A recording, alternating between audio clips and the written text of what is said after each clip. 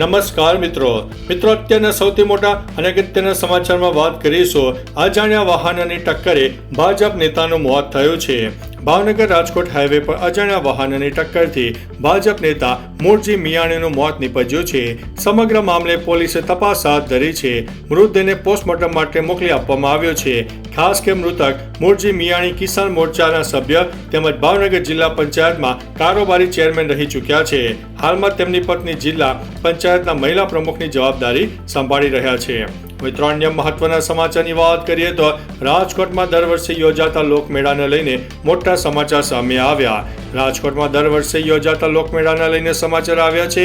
રાજકોટ મેળામાં આ વર્ષે પણ રાઇડ સંચાલકોએ સરકારના નિયમો પાળવા પડશે। જિલ્લા કલેક્ટરનું નિવેદન સામે આવ્યું છે કે સરકારની SOP મુજબ રાઇડ સંચાલકોને મંજૂરી આપવામાં આવશે। સરકારના નિયમોનું ચુસ્તપણે પાલન કરવામાં આવશે। જોકે લોકમેળાનું સ્થળ પણ બદલાય તેવી શક્યતાઓ છે। મિત્રો અન્ય મહત્વના સમાચારની વાત કરીએ તો નશામાં ધૂત કાર ચાલકે એક પછી એક અનેક વાહનોને અડફેટે લીધા। વડોદરાના ગોત્રી વિસ્તારમાં આવેલી ESI રોડ પર નશામાં ધૂત કાર ચાલકે 4 વાહનોને અડફેટે લીધા। અકસ્માતની ઘટનાના પગલે સ્થાનિકો દોડી આવ્યા અને અકસ્માત સર્જનાર કાર ચાલક તથા અન્ય કાર સવારની અટકાયત કરીને પોલીસને સોંપવામાં આવ્યો છે। કારમાંથી શંકાસ્પદ ટીન અને બોટલ મળી આવ્યો હોવાનું સ્થાનિકોએ મીડિયાને જણાવ્યું છે। આ ઘટનામાં સદનસીબે કોઈ જાનહાનિ થઈ નથી।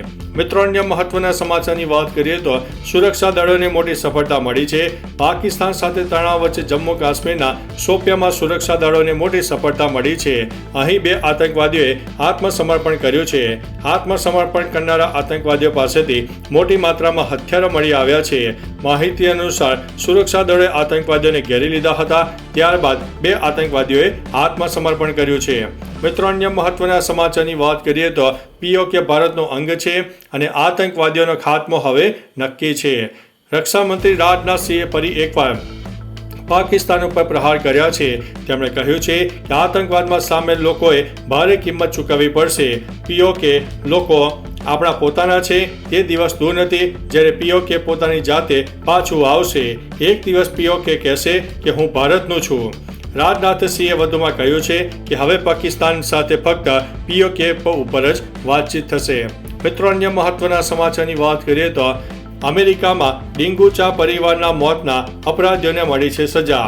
ડિંગુચા પટેલ પરિવારના અમેરિકાની બોર્ડર પર થયેલા મોત મામલે આરોપીને સજા ફટકારવામાં આવી છે। માનવ તસ્કરીના આરોપમાં મિનેસોટાની ફેડરલ કોર્ટે 2 આરોપીઓને આખરે સજા સંભળાવી છે। સામે આવેલી માહિતી અનુસાર આ મોતનો મુખ્ય સૂત્રધાર હર્ષ પટેલ અને તેના શાગિર્દ સ્ટીવ એન્થની સેન્ટનને દોષિત ઠેરવ્યા છે। આ બંનેને 10-10 વર્ષની જેલની સજા સંભળાવી છે।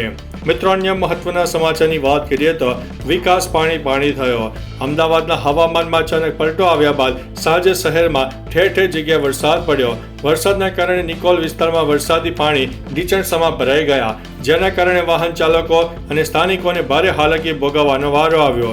જેને લઈને કોંગ્રેસે શાસક પક્ષ અને સ્થાનિક કોર્પોરેટર પર નિશાન સાધતા કહ્યું છે કે નિકોલમાં BJPના ધારાસભ્યો અને કોર્પોરેટરનો વિકાસ થયો છે। લોકોને ભારે હેરાનગતિ થઈ છે। મિત્રો અન્ય મહત્વના સમાચારની વાત કરીએ તો બહેનોને મળશે દર મહિને 3000 રૂપિયા। મધ્યપ્રદેશના CM મોહન યાદવે સરસનીના પાટખેડા ખાતે આયોજિત મહિલા સ્વસહાય જૂથ કાર્યક્રમમાં એક મોટી જાહેરાત કરી। CMએ કહ્યું કે રાજ્યમાં 5 વર્ષમાં લાડલી બહેનોને દર મહિને 3000 રૂપિયા અપાશે। ખાસ કે સરકાર બની તે પહેલા બહેનોને લાડલી બહેન યોજના અંતર્ગત 1000 રૂપિયા મળતા હતા। તે ગયા વર્ષે વધારીને 1230 રૂપિયા કર્યા હતા। હવે આગામી વર્ષમાં ધીમે ધીમે વધારીને 3000 રૂપિયા કરી દેવામાં આવશે એવું CMએ જાહેરાત કરી છે। મિત્રો અન્ય મહત્વના સમાચારની વાત કરીએ તો ઓપરેશન સિંદૂર હજુ ખતમ થયું નથી। PM મોદીએ બંગાળમાં સભાને સંબોધતા મમતા સરકાર ઉપર આક્ષેપો કર્યા હતા। મમતાને આડે હાથે લીધી અને કહ્યું કે અહીંના વિકાસને રોકનાર સરકાર હોય તો તે મમતાની સરકાર છે અને તેના કાર્યકરો છે। સાથે PM મોદીએ અહીંની જનતાને કહ્યું છે કે ભારતે ઓપરેશન સિંદૂરથી આતંકીઓના અડ્ડાઓનો નાશ કર્યો છે, પણ હજુ ઓપરેશન સિંદૂર પૂર્ણ થયું નથી। મિત્રો અન્ય મહત્વના સમાચારની વાત કરીએ તો રાજકોટમાં કોરોનાના વધુ 5 કેસ નોંધાયા છે। રાજકોટમાં કોરોનાના કેસો ધીરે ધીરે આગળ વધી રહ્યા છે। રાજકોટમાં પણ કોરોના કેસમાં ઉછાળો આવ્યો છે। અહીં એક દિવસમાં 6 કેસ સામે આવતા અને તેમાંથી 6 માસનું એક બાળક પણ સંક્રમિત થતા આરોગ્ય તંત્ર ચિંતામાં છે. આ ઉપરાંત ભાવનગરમાં કોરોનાના વધુ 2 કેસ તેમજ જામનગર અને જૂનાગઢમાં પણ એક કેસ સામે આવ્યો છે. ગુજરાતમાં અત્યાર સુધીમાં 100થી વધુ કોરોનાના કેસ સામે આવ્યા છે.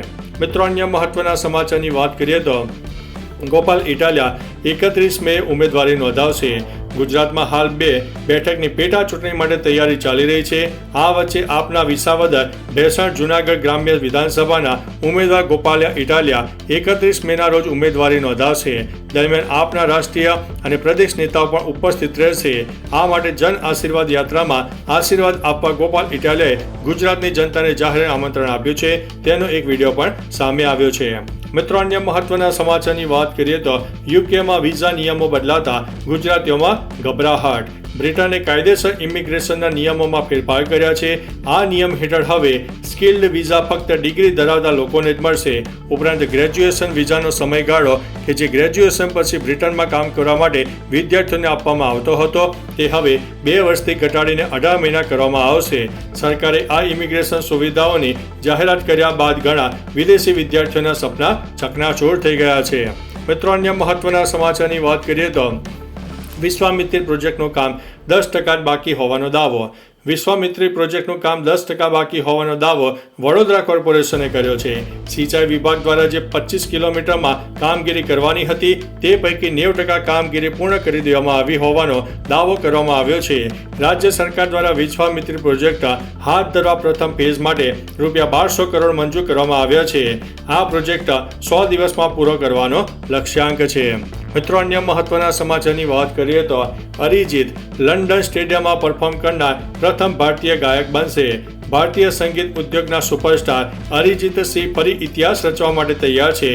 પોતાના સુરીલા અવાજ માટે વિશ્વભરમાં જાણીતા અરિજીત હવે બ્રિટનના ટોટનહામ હોટસ્પર સ્ટેડિયમમાં પરફોર્મ કરવા જઈ રહ્યા છે. આ લાઈવ મ્યુઝિક ઇવેન્ટ 5 સપ્ટેમ્બર 2025ના રોજ યોજાશે અને ત્યારબાદ અરિજીત આ સ્ટેજ ઉપર પરફોર્મ કરનાર પ્રથમ ભારતીય સિંગર બનશે. આ સમાચાર બાદ તેમના ચાહકોમાં આનંદની લહેર છે.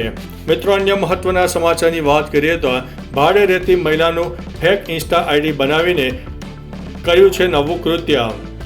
નવસારીના જલાલપુરમાં એક મકાન માલિકે પોતાની ભાડુઆત મહિલાના નામનો ઉપયોગ કરીને ફેક ઇન્સ્ટાગ્રામ એકાઉન્ટ બનાવીને તેના પરિચિતોને મેસેજ મોકલતો હતો જે ખરાબ મેસેજો હતા.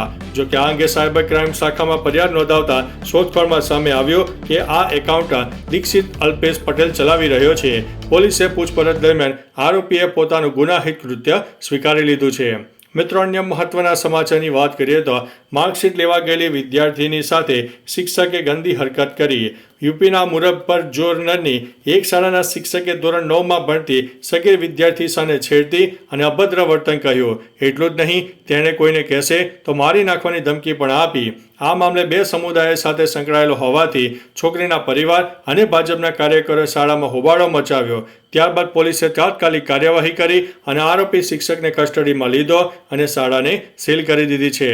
મિત્રો, અન્ય મહત્વના સમાચારની વાત કરીએ તો EPFO 3.0 ખાસ ફાયદા અહીંથી જાણી લો. EPFO 3.0 ટૂંક સમયમાં લોન્ચ થવા જઈ રહ્યું છે. તેમાં ઘણી બધી સુવિધાઓ હશે જે સુવિધા અને લાભો પ્રદાન કરશે. ક્લેમ સેટલમેન્ટ પણ આપમેળે થશે. ઉપરાંત ક્લેમ મંજૂર થયા પછી તમને બેંક ખાતાની જેમ સીધા ATMમાંથી પૈસા ઉપાડી શકશો. તમે તમારા ખાતામાં આપેલી કોઈ પણ માહિતીને ઓનલાઈન સુધારી શકશો. તે જ સમયે EPFO પેન્શનરો દેશની કોઈ પણ બેંકની કોઈ પણ શાખામાંથી પેન્શનની રકમ ઉપાડી શકશે.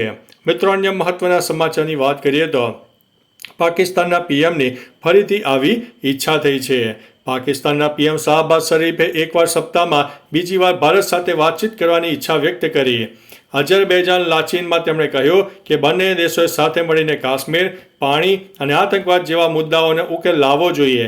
અગાઉ શાહબાઝે ઈરાનની મુલાકાત સમયે ભારત સાથે વાતચીતની ઈચ્છા વ્યક્ત કરી હતી. જોકે ઓપરેશન સિંદૂર પછી ભારતે સ્પષ્ટ કહી દીધું છે કે આતંકવાદ અને વાતચીત એક સાથે ચાલી શકે નહીં.